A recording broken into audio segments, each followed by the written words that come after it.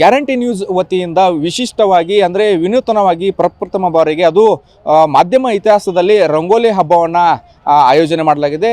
ಏನು ನಾವು ಈಗ ಬೆಳಗಾವಿಯ ಕನ್ನಡ ಸಾಹಿತ್ಯ ಭವನದಲ್ಲಿದ್ದೀವಿ. ಕನ್ನಡ ಸಾಹಿತ್ಯ ಭವನದ ಆವರಣದಲ್ಲಿ ಗ್ಯಾರಂಟಿ ನ್ಯೂಸ್ ವತಿಯಿಂದ ರಂಗೋಲಿ ಹಬ್ಬವನ್ನು ಆಯೋಜನೆ ಮಾಡಲಾಗಿದೆ. ಸಂಕ್ರಾಂತಿ ಹಬ್ಬದ ನಿಮಿತ್ತ ಆಡ್6 ಹಾಗೂ ಗ್ಯಾರಂಟಿ ನ್ಯೂಸ್ ವತಿಯಿಂದ ರಂಗೋಲಿ ಹಬ್ಬವನ್ನು ಆಚರಣೆ ಮಾಡಲಾಗ್ತಾ ಇದೆ. ಹಾಗಾಗಿ ನಾವು ನಿಮಗೆ ದೃಶ್ಯದಲ್ಲಿ ತೋರಿಸ್ತೀವಿ. ಸಾಕಷ್ಟು ಮಹಿಳೆಯರು ಆಮೇಲೆ ವಿದ್ಯಾರ್ಥಿನಿಯರು ಕೂಡ ಆಗಮಿಸಿ ಅಂದರೆ ವಿವಿಧ ರೀತಿಯಲ್ಲಿ ಆಕಾರದಲ್ಲಿ ರಂಗೋಲಿಯನ್ನು ಬಿಡಿಸ್ತಾ ಇದ್ದಾರೆ. ಚುಕ್ಕಿ ಇಟ್ಟು ರಂಗೋಲಿಯನ್ನು ಬಿಡಿಸ್ತಾ ಇರ್ತಕ್ಕಂಥದ್ದು ನಾವು ದೃಶ್ಯದಲ್ಲಿ ನೋಡ್ತಾ ಇರ್ಬೋದು.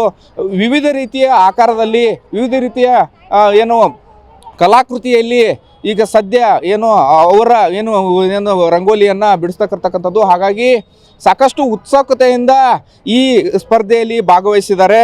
ಯಾಕಂದರೆ ಗ್ಯಾರಂಟಿ ನ್ಯೂಸ್ ಆಡ್6 ಹಾಗೂ ವತಿಯಿಂದ ಆಯೋಜನೆ ಮಾಡ್ತು ಆವಾಗಿನಿಂದ ಕೂಡ ಸಾಕಷ್ಟು ಮಹಿಳೆಯರು ವಿದ್ಯಾರ್ಥಿನಿಗಳು ಉತ್ಸುಕತೆಯಿಂದ ಹೆಸರನ್ನು ನೋಂದಣಿ ಮಾಡಿಕೊಂಡು ಆಯೋಜನೆಯಲ್ಲಿ ಭಾಗವಹಿಸಿದ್ದಾರೆ. ಈಗ ಸದ್ಯ ಕಾರ್ಯಕ್ರಮ ಕೂಡ ಸ್ಟಾರ್ಟ್ ಆಗಿದೆ.